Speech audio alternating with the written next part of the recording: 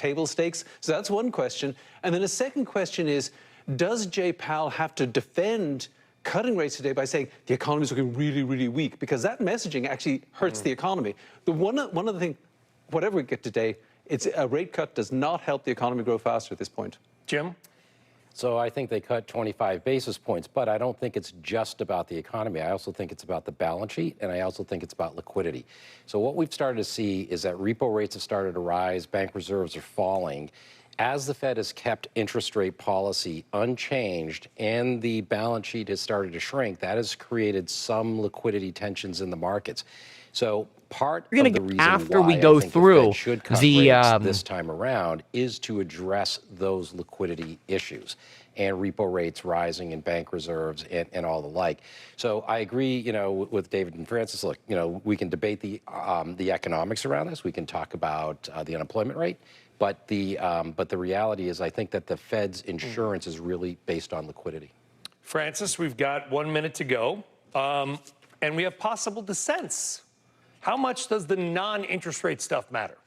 Well, for the economy, it's not what the non-interest rate stuff is. It's what the interest rates actually do. And I'm going to pick up on David's point here. We got to be really careful. We're going to get headlines all today. The Fed's cut rates. This is not going to improve the U.S. economy very much at all. What ails the U.S. economy is not interest rate sensitive. It's a massive trade shock. It is a labor shortage. It's an uncertainty shock at play. So even though we see a Fed today, even though we're going to see lots around Don't raise your that voice matters to prove your the rights. Federal Reserve, Focus your mind today with every way word of less for the real irrefutable facts economy you than can maybe find. the headlines Because will imply. conviction is the I've said it calm before, that David, comes I don't know when what you the Federal know Reserve that does you about, really do know. Auto insurance rates that are up 40% a year, electricity bills that are up 20% a year.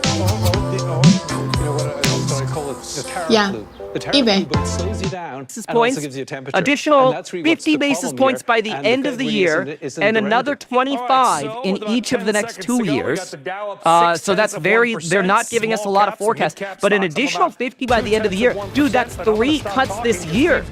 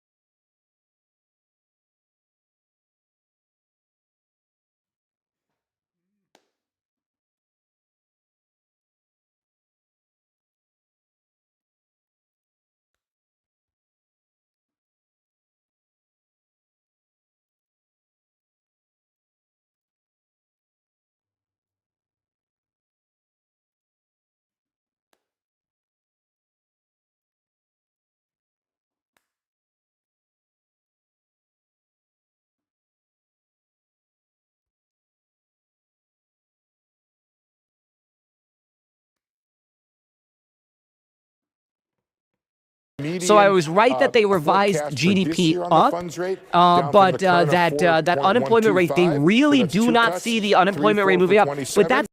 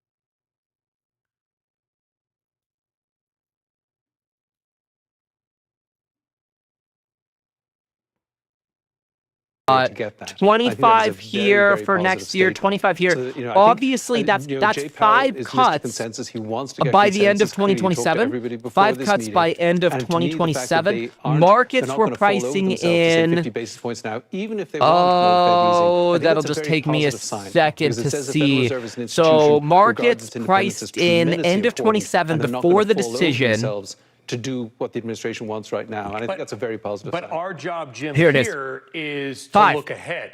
And if we yeah. are to assume Markets that priced in 5. Stephen Byron So or that somebody aligned. else may become the next That Jerome aligned with Powell, market and that person is expectations. So the incredibly big dovish. They want a change lower rate, is just that maybe we are they getting not we're front loading a entirely bit. apolitical. So What does that basically, mean for bond markets? Fed What is does it mean front for stock loading markets?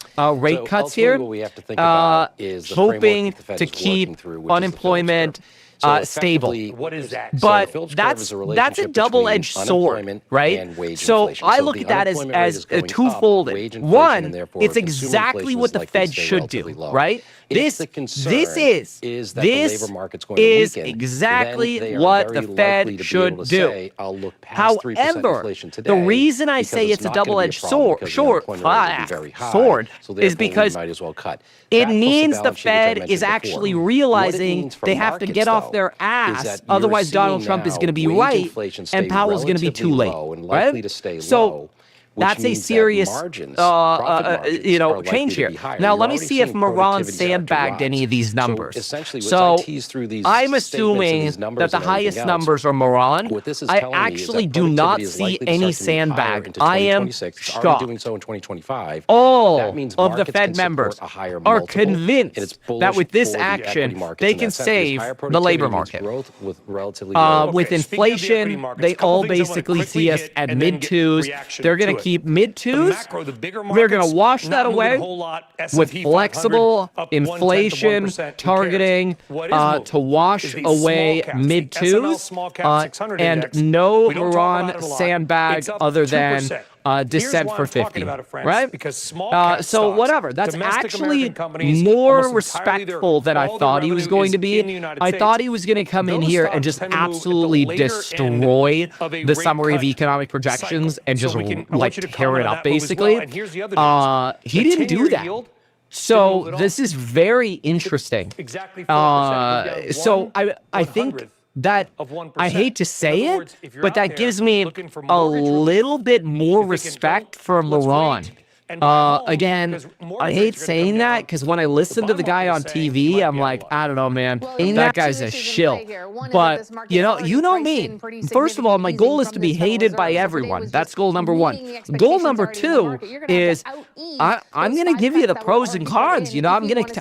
tell you additional both support coming sides, and I through. have to But the say, second is, we talked about it on the respect show to before, we've got Moran fiscal for not dominance in shitting play, and that on long end of the what's curve, where a mortgages are relatively more important tied, in document. fact, fully You know, tied, he far could less have sensitive to what the Federal really Reserve is doing, screwed and this much up. more to what the government is And he doing did and it. what So Washington he is made doing. his So we voice really wanna heard, pay mind attention more you, to with shutdown risks, budgets the coming through. We wanna focus about mortgage dissent, rates than we right? do necessarily Moran the Federal Reserve. dissents, prefers 50, but again, this is broadly very exciting because you have now markets that in the short term need to price in this extra cutting. So look what you're getting. You're getting, oh man, this is what I said in the Alpha report this morning. Let's freaking go. I said, if we get dovish, we're going under 4, baby, on the 10-year. Let's freaking go.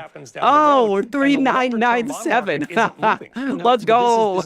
That's awesome. So very, very cool. The 10-year under 4, baby. Let's go. That's awesome. That was totally an Alpha report call this morning.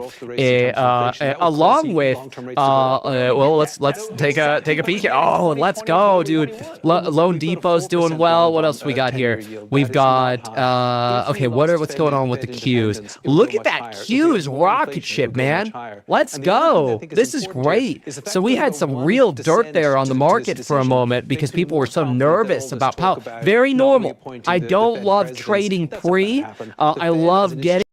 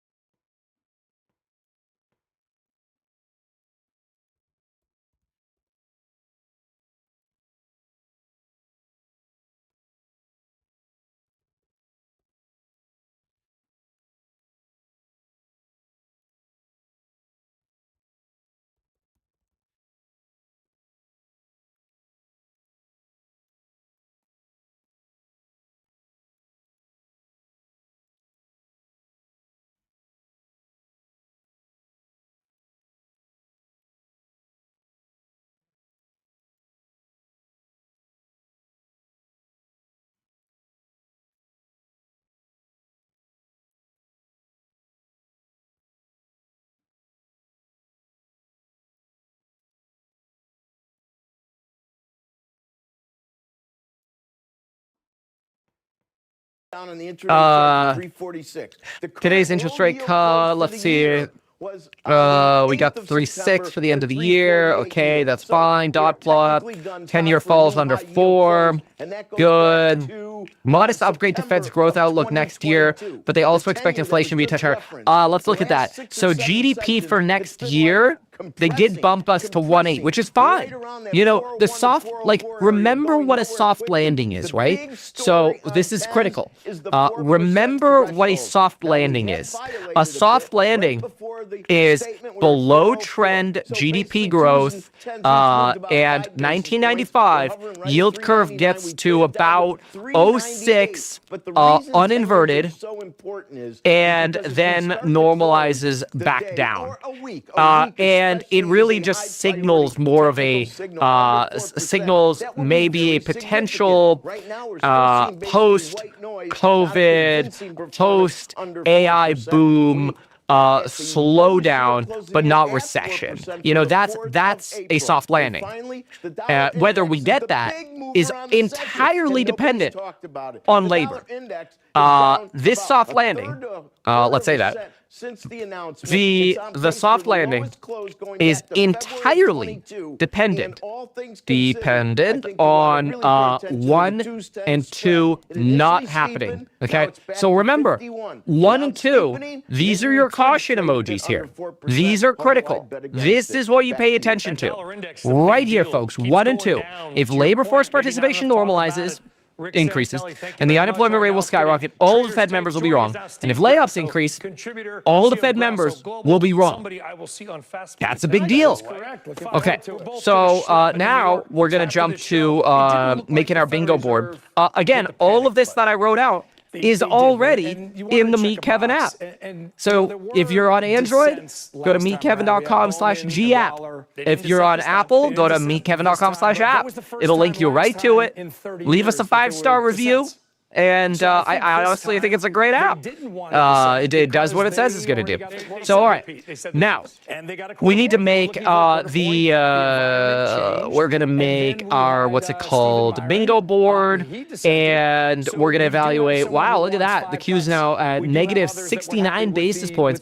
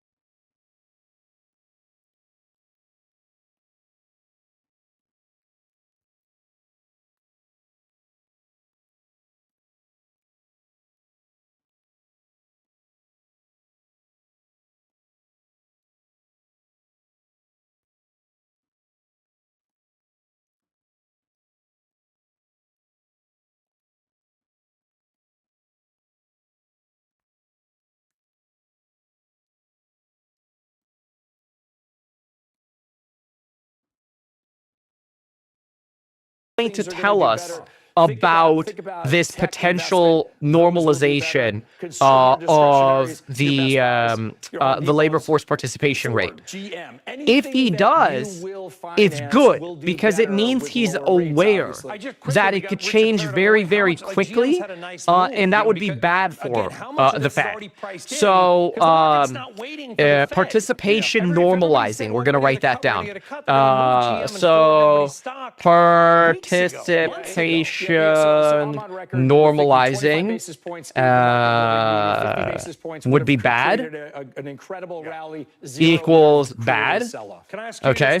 Not only participation normalizing equals bad, but then we're also going to have the, you know what I really should do is, let me just throw this on the computer because I think my handwriting is just going to kill everybody here. So I'll just slap this on the computer really quickly.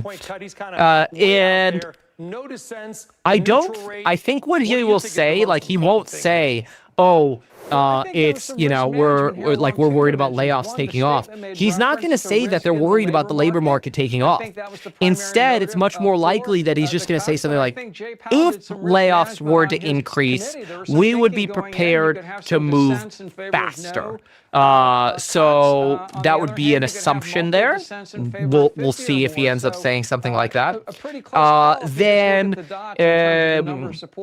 I think they need to come across as really believing that the labor market isn't going to roll over. They have to sell us on that idea. Sell us that you're right, that your rate cuts are actually going to be supportive of the labor market. I don't know if markets will buy it, but that's what they're going to try to do. So he's going to have to sell us that these adjustments to rates should we don't have much support to go on, but no, I wasn't surprised that he descended labor. And then what do you make very Okay, quickly, Richard, he'll of say 7 that. people calling for I don't know cuts that it's going to be enough. this year? If you're super dovish, that's So not exactly a dovish Fed. we're going to get the word, you know, rates are normalizing. Again, Rates Fed officials, including 2 voters, normalizing to neutral. That indicated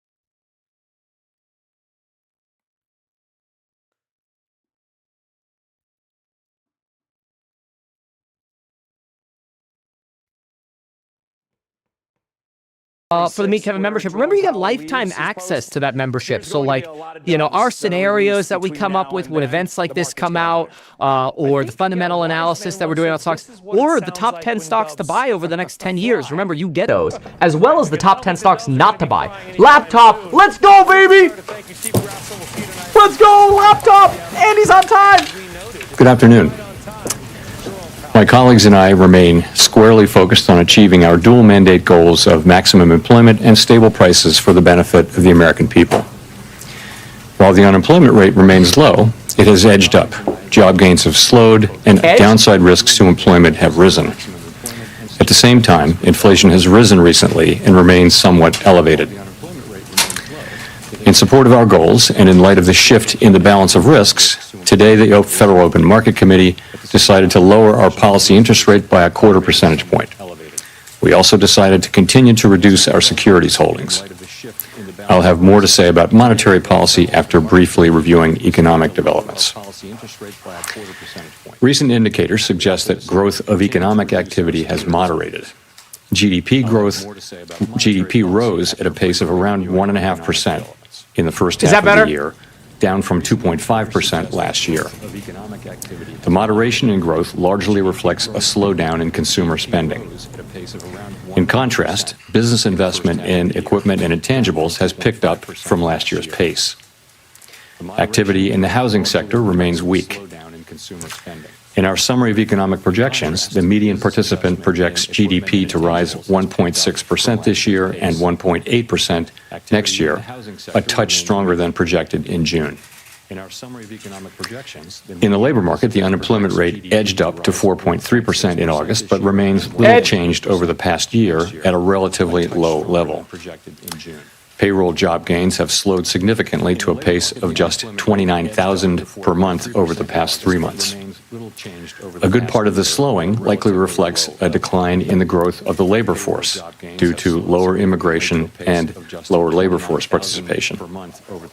Even so, labor demand has softened, and the recent pace of job creation appears to be running below the break-even rate needed to hold the unemployment rate constant. Bearish! In addition, wage growth has continued to moderate while still outpacing inflation. Overall, the marked slowing in both the supply of and demand for workers is unusual. In this less dynamic and somewhat softer labor market, the downside risks to employment appear to have risen. In our SEP, the median projection for the unemployment rate is 4.5% at the end of this year and edges down thereafter. Inflation has eased significantly from its highs in mid-2022, but remains somewhat elevated relative to our 2% longer-run goal. Estimates based on the Consumer Price Index and other data indicate that total PCE prices rose 2.7% over the 12 months ending in August, and that, excluding the volatile food and energy categories, core PCE prices rose 2.9%. These readings are higher than earlier in the year as inflation for goods has picked up. In contrast, disinflation appears to be continuing for services. Near-term measures of inflation expectations have moved up, on balance, over the course of this year on news about tariffs, as reflected in both market and survey-based measures. Beyond the next year or so, however, most measures of longer-term expectations remain consistent with our 2% inflation goal. The median projection in the SEP for total PCE inflation is 3.0% this year and falls to 2.6% in 2026 and to 2.1% in 2027. Our monetary policy actions are guided by our dual mandate to promote maximum employment and stable prices for the American people. At today's meeting, the committee decided to lower the target range for the federal funds rate by 1/4 percentage point to 4 to 4.25%, and to continue reducing the size of our balance sheet. Changes to government policies continue to evolve, and their effects on the economy remain uncertain. Higher tariffs have begun to push up prices in some categories of goods, but their overall effects on economic activity and inflation remain to be seen. A reasonable base case is that the effects on inflation will be relatively short-lived, a one-time shift in the price level. But it is also possible that the inflationary effects could instead be more persistent, and that is a risk to be assessed and managed. Our obligation is to ensure that a one-time increase in the price level does not become an ongoing inflation problem. In the near term, risks to inflation are tilted to the upside and risks to employment to the downside, a challenging situation. When our goals are in tension like this, our framework calls for us to balance both sides of our dual mandate. With downside risks to employment having increased, the balance of risks has shifted. Accordingly, we judged it appropriate at this meeting to take another step toward a more neutral policy stance. With today's decision, we remain well positioned to respond in a timely way to potential economic developments. We will continue to determine the appropriate stance of monetary policy based on the incoming data, the evolving outlook, and the balance of risks. In our SEP, FOMC participants wrote down their individual assessments of an appropriate path for the federal funds rate, based on what each participant judges to be the most likely scenario for the economy.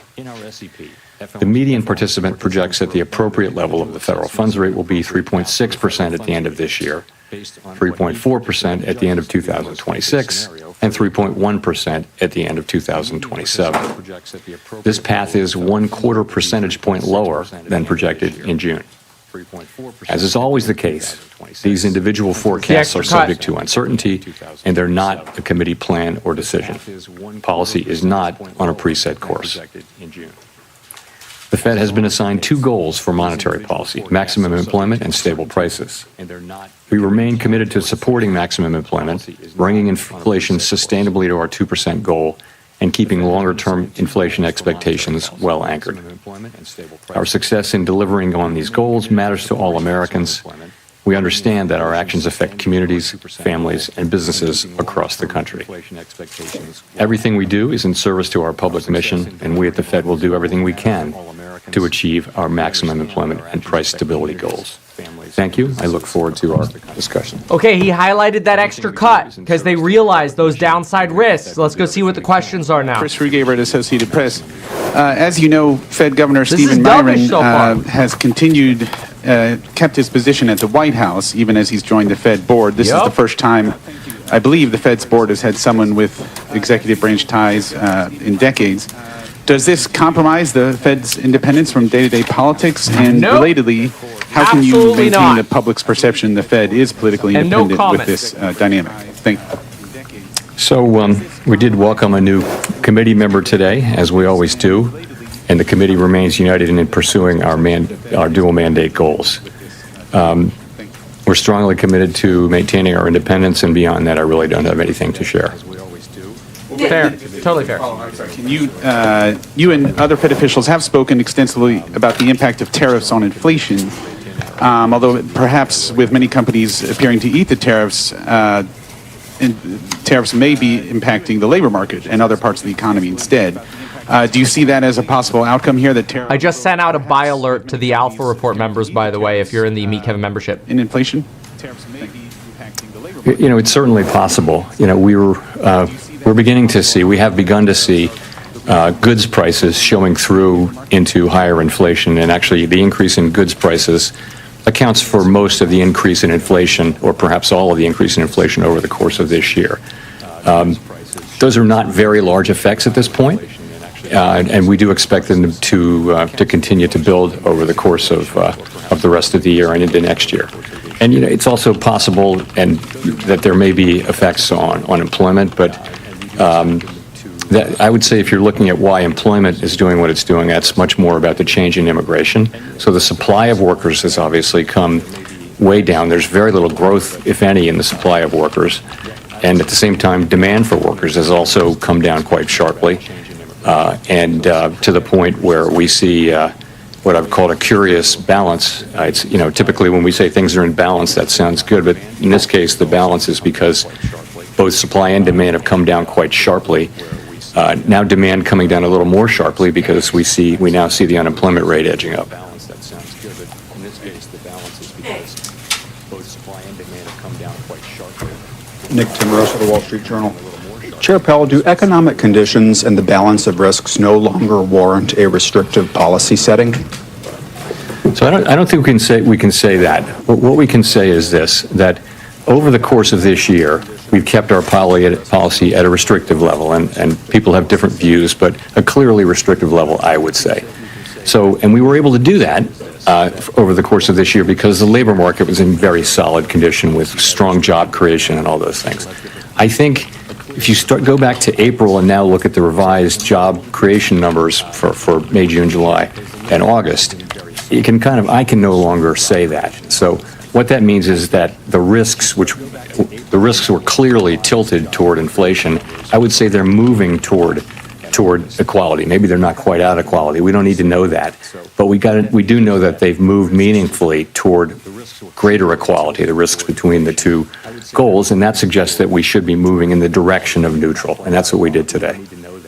Under what circumstances would a larger than 25 basis points rate cut be warranted, and how seriously was that option entertained at your meeting this week?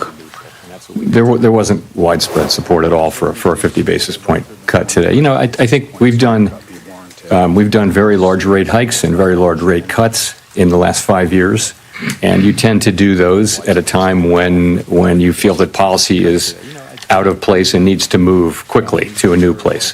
That's not at all what cuts in the last 5 years, and you tend to do those at a time when you feel that policy is out of place and needs to move quickly to a new place. That's not at all what I feel certainly now. I feel like our policy has been doing the right thing so far this year. I think we were right to wait and see how tariffs and inflation and the labor market evolved. I think we're now reacting to the much lower level of job creation and other evidence of softening in the labor market and saying, well, those risks are maybe not fully balanced, but moving in the direction of balance now. And so that warrants a change in policy. Colby Smith with the New York Times. Should we be viewing today's cut as the committee taking out some insurance against the possibility that the labor market is at risk of weakening? Or is it the committee's view that the dynamics of a downturn are already in place?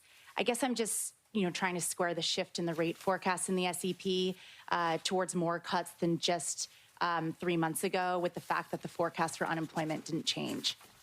Yeah, I think you could think of this in a way as a risk management cut, because if you look at the SEP, actually, the projections for growth this year and next actually ticked up just a little bit, and inflation and unemployment didn't really move much. So what's different now? What's different now is that you see a very different picture of the risks to the labor market. You've seen, we were looking at 150,000 jobs a month at the time of the last meeting, and now we see the revisions and we see the new numbers. And I don't want to put too much emphasis on payroll job creation, but it's just one of the things that suggests that the labor market is really cooling off. And that tells you that it's time to take that into account in our policy. So just looking at the SEP, once again, the median participant has inflation higher than previously expected by the end of next year, and the Fed not getting back to the 2% target until 2028. So I guess I'm just wondering how you characterize the risk to price pressures of kicking off a series of cuts at this point. Yeah, so I would look at it this way. We fully understand and appreciate that we need to remain fully committed to restoring 2% inflation on a sustained basis, and we will do that. At the same time, we've got to weigh the risks to the two goals. And I would say since April, to me, the risks of higher and more persistent inflation have probably become a little less. And that's partly because the labor market has softened, GDP growth has slowed. So I would just say that the risks there have been less than one might think. And in terms of the labor market, what we're seeing is unemployment is still low. It's still a relatively low rate, but we're seeing downside risks.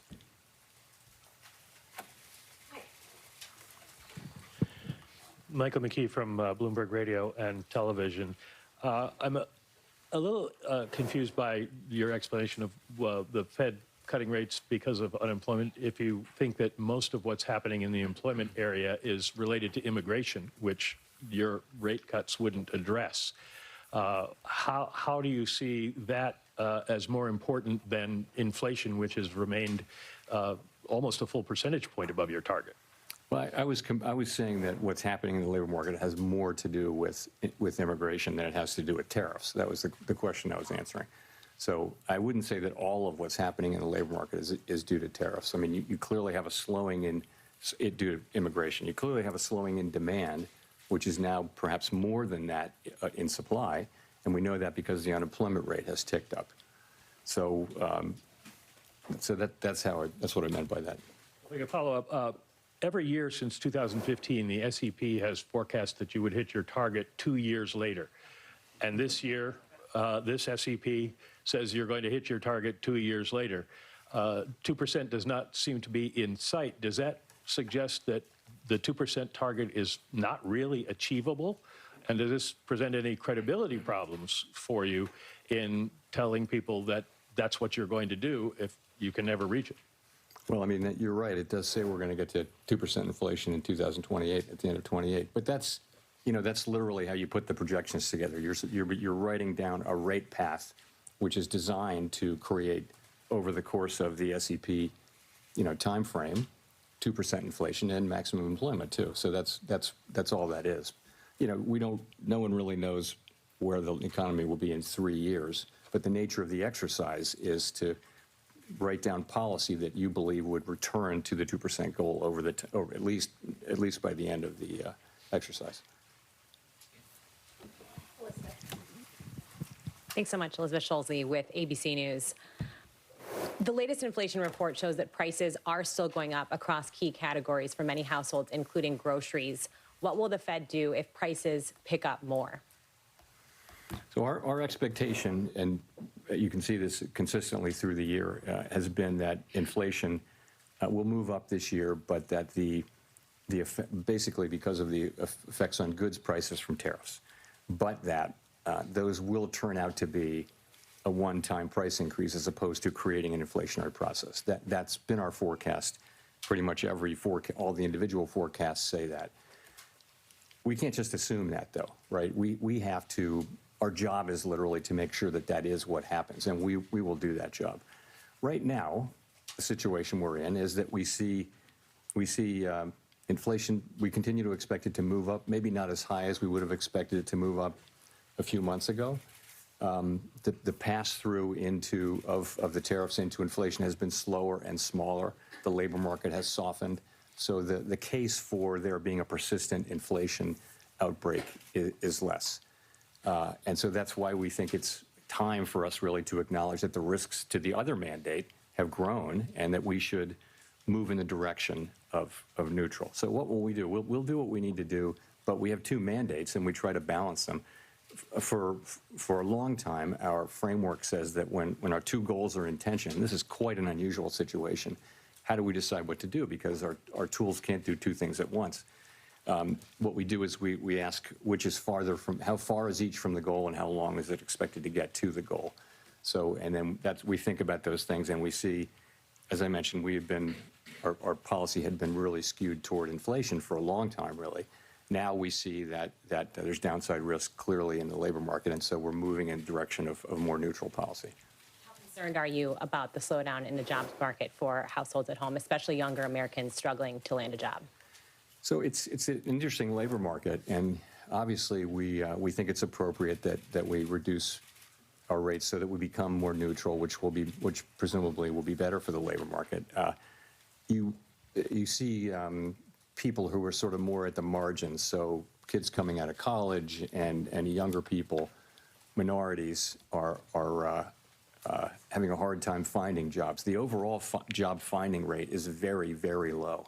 However, the layoff rate is also very low. So you've got a low firing, low hiring environment, and the concern is that if you start to see layoffs, the people who are laid off there won't be a lot of hiring going on, so that could very quickly flow into higher unemployment. In a healthier economy, healthier labor market, there would be jobs for those people. But now the hiring rate is very, very low. So that's been a growing concern over the last few months. And it's one of the reasons why we think it's appropriate that we begin to shift our policy focus toward a more balanced one.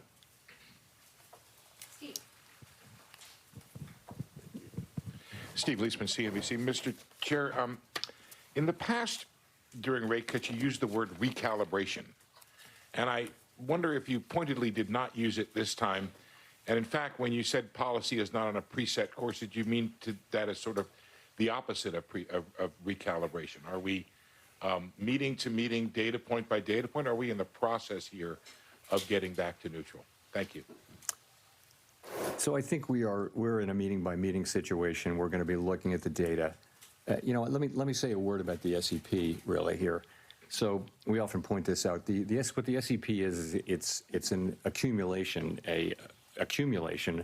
of the individual projections of 19 people, showing what they believe at a particular moment in time to be the most likely path for the economy and thus the appropriate path for monetary policy as well. And as you know, we don't debate or try to agree on what that is. We just write them down and accumulate them. We do sometimes discuss them.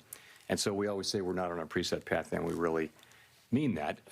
The actual decisions we make are going to be based on the incoming data, the evolving outlook, and the balance of risks at the time the decisions are actually made. So you will have seen that we have 10 participants out of 19 who wrote down 2 or more cuts for the remainder of the year, and 9 who wrote down fewer than, in fact, in a good number of cases, no more cuts. So rather than looking at this as certainty, I would encourage people, as always, to look at the SEP as through the lens of probability.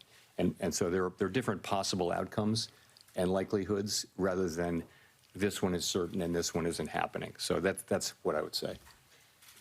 Thank you for getting to my follow-up question, which was, is the dispersion in the outlook a sign of uncertainty of policy in the meetings to come? Thank you. You know, it is such an unusual situation. Ordinarily, when the labor market is weak, inflation is low. And when the labor market is really strong, that's when you got to be careful about inflation. So we have a situation where we have two-sided risk. And that means there's no risk-free path. And so it's quite a difficult situation for policymakers. And it's not at all surprising to me that you have a range of views. It's not so much about having different views for the path of the economy, but it's partly that. But it's also partly about what's the right thing to do in light of this, of the tension between the two goals. How do you weight them? How worried are you about one versus the other? And so it's natural. I think it would actually be surprising if you didn't have a pretty wide range of views based, in this kind of highly unusual situation, and we do.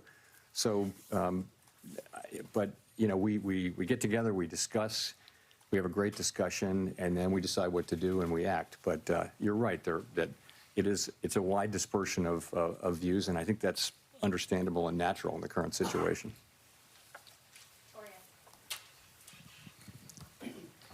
Hi, Victoria Guida with Politico. You've talked a lot about Fed independence and the importance of it over the years, but as markets have questions about what exactly President Trump's intentions are with the Fed, what would you point to as the things they should be watching to determine that the Fed is still making decisions based on, the economic outlook rather than political considerations? Look, it's deeply in our culture to do our work based on the incoming data and never consider anything else. That's just, everybody who's at the Fed really feels strongly about that way. So, you'll know it by the way we talk about what we're doing, by the speeches that people give, by the decisions that we make. You'll know that we're just still going to do that. That's all we do. And we don't frame these questions at all or see them in terms of political outcomes. I think when you get to another part of Washington, everything is seen through the lens of, does it help or hurt this political party, this politician? That's the framework. And I think people find it hard to believe that that is not at all the way we think about things at the Fed. We're taking a longer perspective. We're trying to, serve the American people as best we can. So I think you would be able to tell. I don't believe we'll ever get to that place. I would say we're doing our work exactly as we always have now. And people they're making their arguments, and we're having a great discussion around these challenging issues. So, do you see the court case around Lisa Cook as being related to questions of Fed independence? I see it as a court case that it would be inappropriate for me to comment on. Thanks, Mr. Chairman. Edward Lawrence from Fox Business. So we saw the preliminary benchmark revisions down 911,000. The revisions for June were the first negative revisions we've seen since December of 2020. How can the Fed base important decisions on rate and what to do with the interest rates on data that seems to be, as you've called it in the past, noisy? So on the QCEW, the revision that we saw was almost exactly what we expected. It was amazing how close the expectation was. So, and the reason for that is, for the last bunch of quarters, there's been almost a predictable overcount, and I think the Bureau of Labor Statistics really does understand this, and they're working hard to fix it. It's got to do, of course, it has something to do with low response rates, but it's also got to do with what's called the birth-death model, because a good amount of job creation happens around new companies and how many go out of business, how many are founded, and it's just really hard. You can't survey for that. You've got to have a model that predicts that, and it's quite difficult to do, especially when the economy is undergoing big changes. So, and they've been working on that and are making progress on it. But the data we get is still well good enough for us to do our work. To the extent we have issues around data right now, it's about low response rates. That's happened all over really. Response rates are just lower to surveys now, both in and out of the government. And it's no great secret. We want higher response rates, and we need those to have, less volatile data. And the way to get that is to make sure that the agencies that collect the data have sufficient resources to drive higher response rates. It's not a complicated problem, but that's what it takes. It's not a mystery. That's what it takes. The other thing I'll say, Edward, is in the case of the job creation, the response rate is quite low for the first month, or lower for the first month. By the time you get to the second or third month, you're still collecting responses for that last month, for that prior month, and you get to the place where the data are much more reliable by the second and certainly the third month. So it's not that we don't get the data, it's just that we get it a little later. But for the benchmarks, if that holds, it's 51% of the jobs that we thought were there weren't really there. It shows a weaker job market coming into this year. If you had that information, would it have changed your mind related to where the interest rates should be? Should there have been a cut earlier?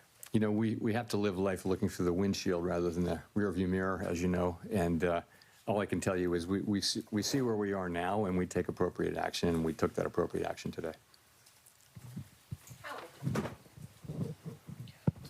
Thanks. Howard Schneider with Reuters. So as you mentioned a minute ago, some margins of the job market would suggest that the slide's already happening. Black unemployment rate in August was above 7%, declining work week, difficulty among college graduates finding work, rising youth unemployment. Why do you think a quarter percentage point now is going to arrest that? Well, I didn't say that I thought a quarter point would make a huge difference to the economy, but you've got to look at the whole path of rates, right? And the market's has already been baking in expectations. I mean, our market works through expectations, right? So I think our policy path really does matter, and I think it's important that we use our tools to support the labor market when we do see signs like that. I did mention that. You see minority unemployment going up. You see younger people who are more vulnerable economically, more susceptible to economic cycles. That's one of the reasons, in addition to just overall lower payroll job creation, that shows you that at the margin the labor market is weakening. I would also point to labor force participation. Some part of the significant decline in labor force participation over the last year has probably been cyclical in nature rather than just the usual aging process. So we put all those together, and we see that the labor market is softening, and we don't need it to soften anymore, don't want it to. So we use our tools, and it starts with a 25 basis point rate cut, but the market's also pricing in a rate path. I'm not blessing what the market's doing at all. I'm just saying it's not just one action. As a follow-up to that, the growth mix right now seems very concentrated in investment and on the consumer spending side in the higher income groups. Do you feel that that's an unsustainable mix for the economy moving forward? I wouldn't say that. I mean, you're right. Those are two. We're getting unusually large amounts of economic activity through the AI build out and corporate investment. I don't know how long that will go on. No one does. In terms of spending, you saw the consumer spending numbers were well above expectations, and that may well be skewed toward higher earning consumers. There's a lot of anecdotal evidence to suggest that. Nonetheless, it's spending. So, I mean, I think the economy is moving along. Economic growth is going to be 1.5% or better this year, maybe a little better. Forecasts have been coming up, as you can see. So, labor market unemployment is low, but downside risks, but it's still a low unemployment rate. So, that's how we see it.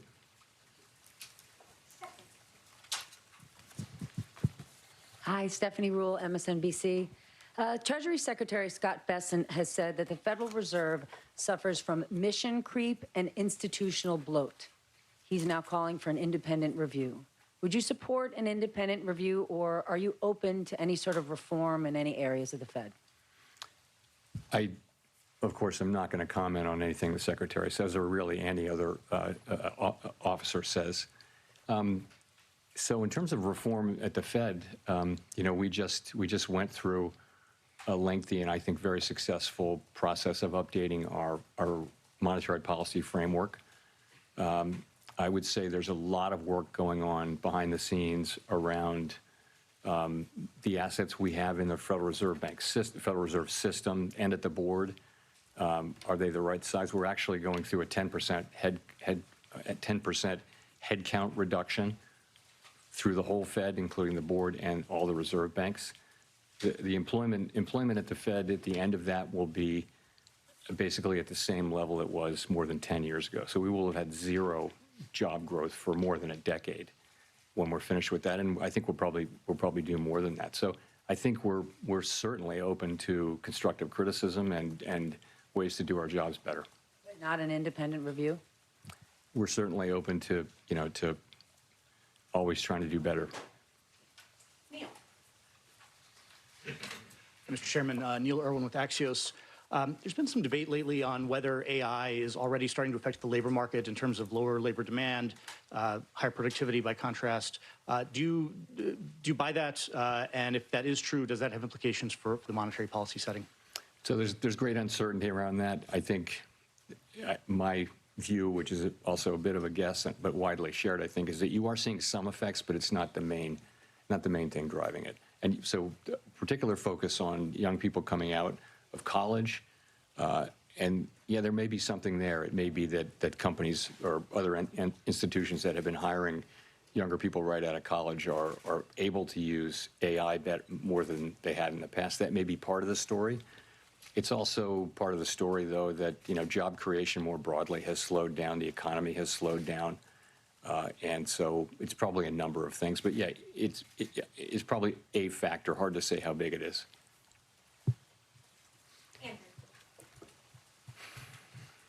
Thanks, Mr. Chairman. What evidence do you see of tariffs showing up in inflation?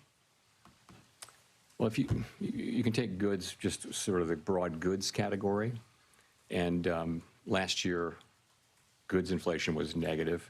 If you go back 25 years, that was the typical thing, was that goods inflation was, goods prices generally went down, even adjusting for quality.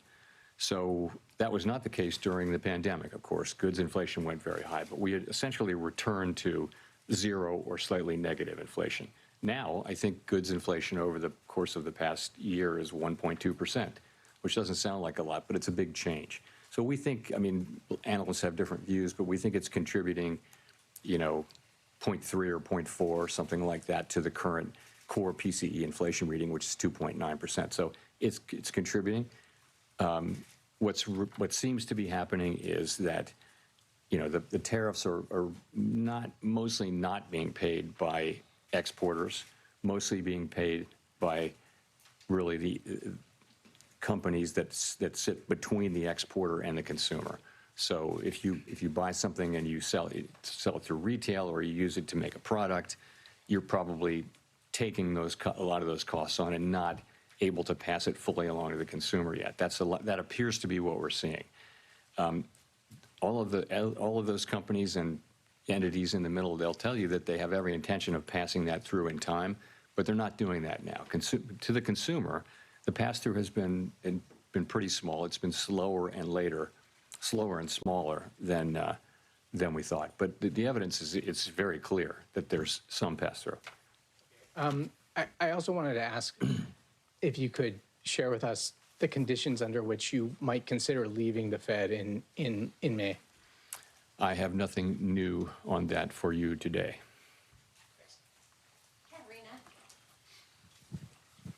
Hi, Katerina Saraiva with Bloomberg News. I just wanted to follow up on one of your answers just a couple minutes ago. We've often heard you talk about how you and your colleagues, do not think about politics. This does not enter the room. But one of your new colleagues does come from this world, right, where everything is seen through this framework of politics and of what party is being helped, and that person is still employed by the White House. How can markets and the public interpret, some of his speeches, for example, and then some of, the forecasts that we see today? I mean, the median for this year was moved because of the introduction of his forecast. I'm talking about the number of rate cuts seen this year. What do you say to markets and the public that are trying to interpret, what you guys are saying? So there's 19 participants, of whom 12 vote, as you know, on a rotating basis. So no one voter, can really. The only way for any voter to really move things around is to be incredibly persuasive, and the only way to do that in the context in which we work is to make really strong arguments based on the data and one's understanding of the economy. That's really all that matters, and that's how it's going to work. And I think that is the way the institution. That's in the DNA of the institution. That's not going to change. And then I wanted to ask about a Gallup poll that showed that Americans now have more confidence in the president than the Federal Reserve when it comes to doing what's right for the economy. Why do you think that is, and what's your response? What's your message to the public? Our response is we're going to do everything we can to use our tools to achieve the goals that Congress has given us, and we're not going to get distracted by anything. So I think that's what we're going to do. We're just going to keep doing our jobs.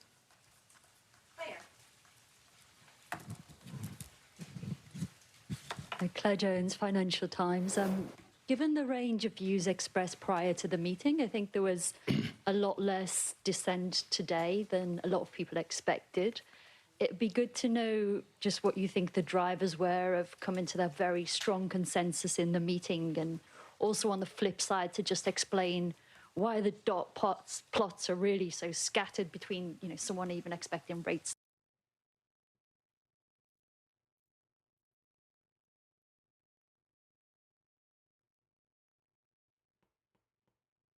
and on the flip side, why there's so much divergence about what comes next. So I think there's quite a wide assessment that the situation has changed with respect to the labor market. Whereas we could still say, and did say in July, at the time of the July meeting, that the labor market was in solid condition, and we could point to 150,000 jobs per month and many other things. I think that the new data that we've had, and it's not just payrolls, it's other things as well, suggests that there really is meaningful downside risk. I said there was downside risk then, but I think that downside risk is now a reality, and there's clearly more downside risk. So I think that's broadly accepted, and so that meant different things for different people. Some wrote down, almost everyone wrote down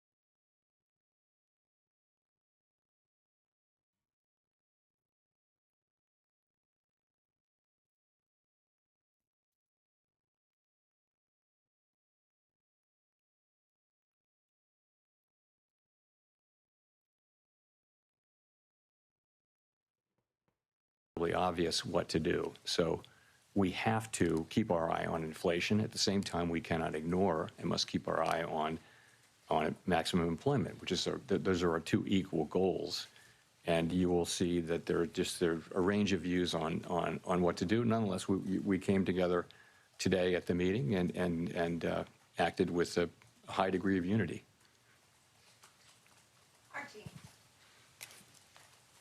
Thank you. Archie Hall from The Economist. You mentioned earlier that job creation was running below your guess at its break-even rate. I'd be curious to hear a bit more about that and where you think the break-even rate is. So there are many different ways to calculate it, and none of them is perfect. But it's clearly come way down. You could say it's somewhere between 0 and 50,000, and you'd be right or wrong. I mean, there's just many different ways to do it.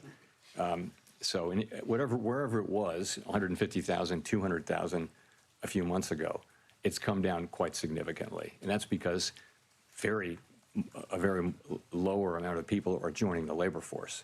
The labor force really not growing much at this point, and that's a lot of where the supply of labor was coming from over the last 2 or 3 years. So we're not getting that now.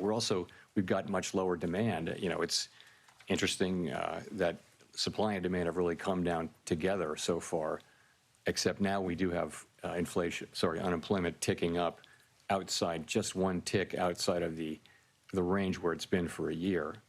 4.3% is still a low level, but I think this speedy decline in both supply and demand has certainly gotten everyone's attention. Follow up, if I may. You mentioned the downside risk to employment a fair amount, but it's striking that measures of kind of activity and output for the third quarter, those that we have, seem pretty strong. The Atlanta Fed's GDP now is very strong. You mentioned strong PCE numbers as well. How do you square those things? Is there a chance actually could be upside risk to the labor market if those activity measures are right? Well, that would be great. We'd love that to happen. So I don't know that you see a big tension there, but it's gratifying to see that economic activity is holding in, and it's a good bit from consumption. It looks like consumption was stronger than expected, what we got earlier this week, I guess. And also we're getting, a fairly narrow sector is producing a lot of economic activity, which is the AI build out and business investment. So we watch all of it, and I would say we did move up. The median for growth for this year actually moved up in the SEP between the June and September SEPs. So, and really the inflation and labor market didn't change much. It's really the risks that we're seeing to the labor market that were the focus of today's decision.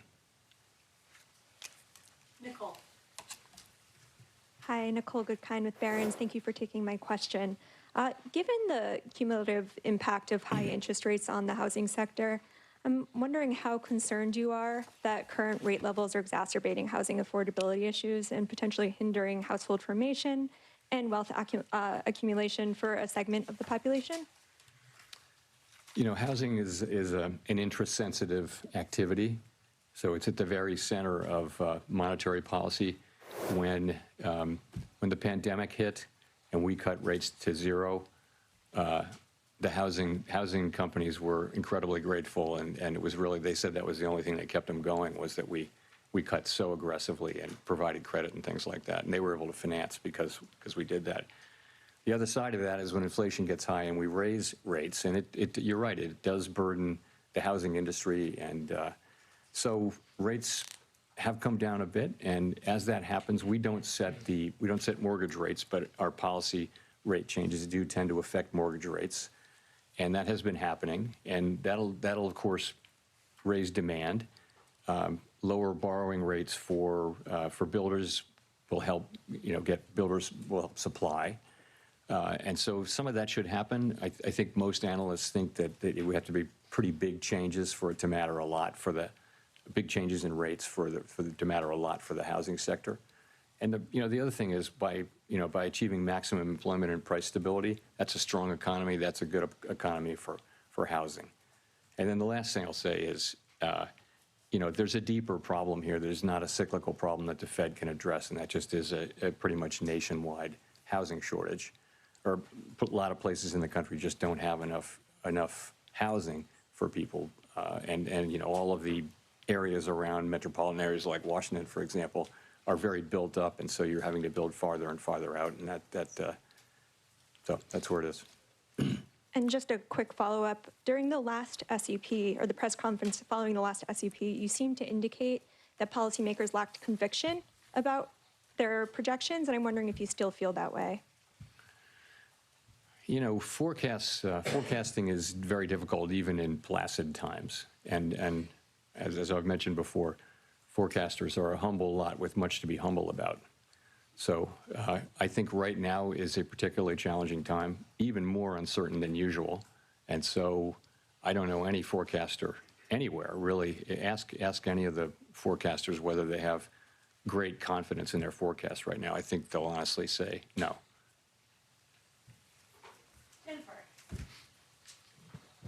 Thank you, Chair Powell. Jennifer Schonberger with Yahoo Finance. If you're cutting rates, why continue to reduce the size of your balance sheet, then pause the unwinding? Well, I think we're cutting the size of our balance sheet quite marginally now. As you know, with the balance sheet, we're still in an abundant reserves condition, and we've said that we would stop somewhat above somewhat above an ample reserves level. That's where we are, and we're getting closer to that. We're monitoring it very carefully. We don't think that has at all significant macroeconomic effects. These are pretty small numbers moving around inside a giant economy. The level of runoff is not very large, so I wouldn't attribute macroeconomic consequences to that at this point. And at his recent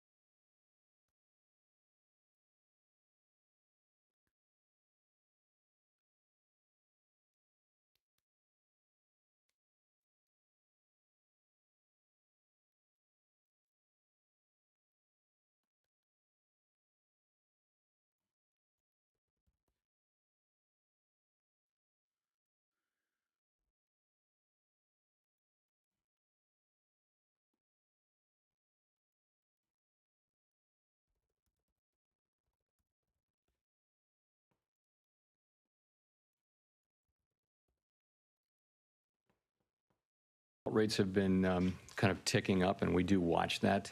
They're not at a level, I don't believe they're at a level where overall they're terribly concerning, but it is something that we watch. Lower rates should support economic activity. I don't know that one rate cut will have a visible effect on that, but over time, a strong economy with a strong labor market is what we're aiming for, and stable prices, so that should help. This rate cut is coming at a time when the stock market is at or near all-time highs, and some valuation metrics are elevated historically. Is there a risk that cutting rates could overheat financial markets, potentially fueling a bubble? We're tightly focused on our goals, right? And our goals are maximum employment and price stability. And so we take the actions that we take with an eye on those goals. Separately, and that's why we did what we did today. Separately, we monitor financial stability very, very carefully, and I would say it's a mixed picture. But households are in good shape, banks are in good shape. Overall, households are still in good shape in the aggregate, and I know that people at the lower end of the income spectrum are under pressure, obviously. But From a financial stability perspective, we monitor that picture. We don't have a view that there's a right or wrong level of asset prices for any particular financial asset, but we monitor the whole picture, really looking for structural vulnerabilities. And I would say those are not elevated right now. Jean, we'll go to you for the last question. Hi, Chair Powell. Jean Young with MNI Market News. I wanted to ask about inflation expectations. You've said the Fed can't take the stability of inflation expectations for granted. You mentioned at the short run they've gone up a little bit. I wonder if you can talk a bit about that.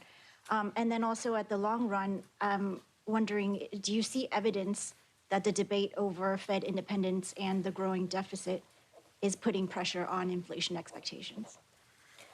So as you said, shorter-term inflation expectations have tended to respond to near-term inflation. So if inflation goes up, inflation expectations will predict that it takes just a little while to get back down. Fortunately, throughout this period, longer-term inflation expectations both break even in the markets, and almost all of the longer-term surveys, Michigan being a bit of an outlier lately, have been just rock solid in terms of running at levels that are consistent with 2% inflation over time. So we don't take that for granted. We actually assume that our actions have a real effect on that, and that we need to continually show and also discuss our commitment to 2% inflation. And so you'll hear us doing that. But as I mentioned, it's a difficult situation because we have risks that are both affecting the labor market and inflation. Those are our two goals, and so we have to balance those two. When they're both at risk, we have to balance them, and that's really what we're trying to do. Your latter part of your question was about independence. I don't see market participants. I don't see that that's something they're factoring in right now in terms of setting interest rates. Thanks very much.